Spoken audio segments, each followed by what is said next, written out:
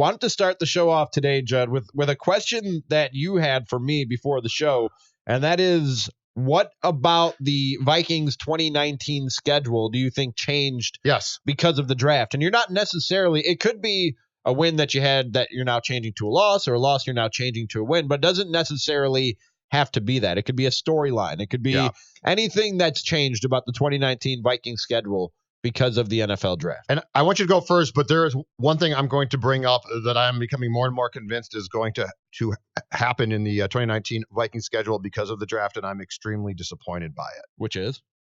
Well, you go first. Okay. And then I'll bring up mine, because this is just something that selfishly I was looking forward to that I think now is not going to occur. But what is one thing that changed, at least one, if not two things, that changed for you when you looked at the 2019 schedule now with the draft done? First thing is, I look at week 11 and they host the Broncos in a noon game. And I know the Broncos went out and got Joe Flacco this offseason. I don't have a lot of faith in Joe Flacco at this stage in his career. And they went out and drafted a quarterback in Drew Lock.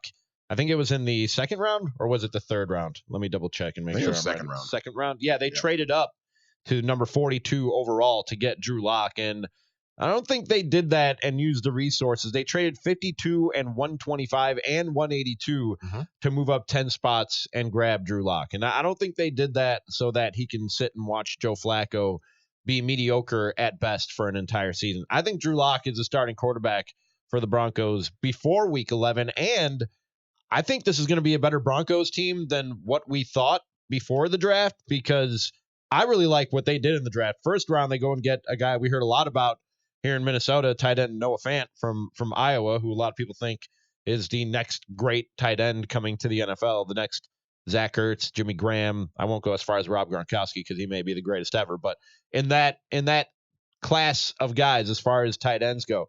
Second round, they got another guy who we heard a lot about here in Minnesota, Dalton Risner, the guard/center out of Kansas State. I think he immediately improves their offensive line. Then, like I said, they got Locke in the second round.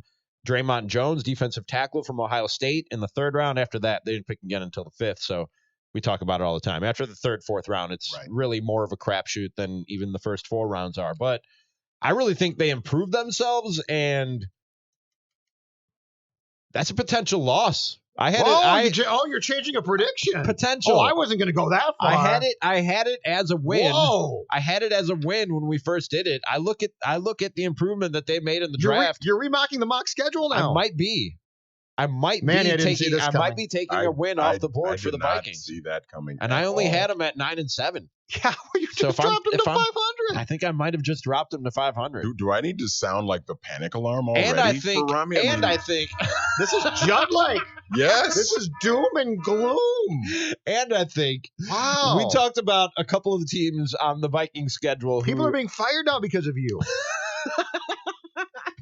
They are.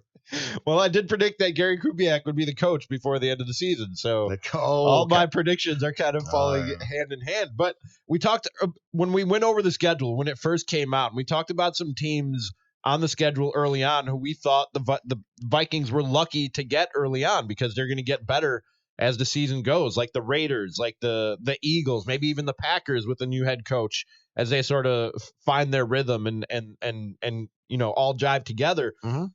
I think you can say the opposite about the Denver Broncos. I think that Joe Flacco is not good, so they'll get off to a rough start, and B, they got a lot of young talent other than Drew Lock on that side of the football that I expect to get better as the season goes on.